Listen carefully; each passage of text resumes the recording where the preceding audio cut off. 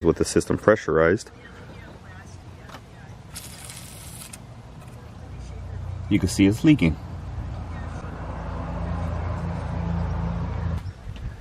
Gonna go ahead and squeeze the clamp on this hose.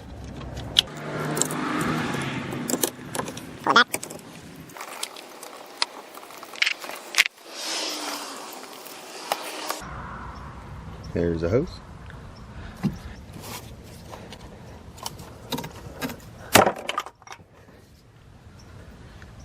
You're gonna want one of these assortment of tools is to get into the inside here.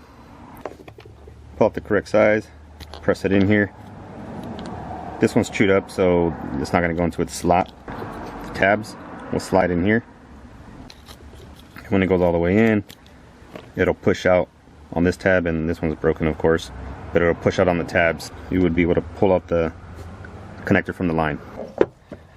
Then you go ahead and push it off.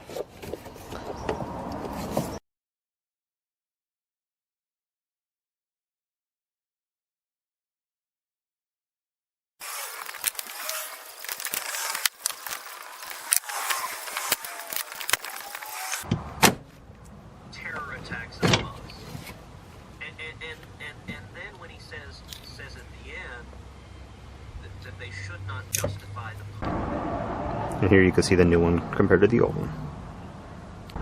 And this one piece connector was leaking because you can see that O-ring is chewed up. And that's just from it being old. The car is like 21 years old, so this is about the time it went out. Got a new part. Gonna go ahead and slide it in.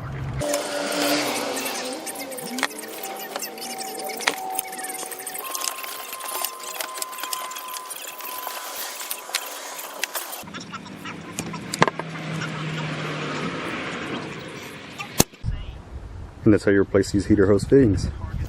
Hopefully this video helped y'all. Y'all have a good one.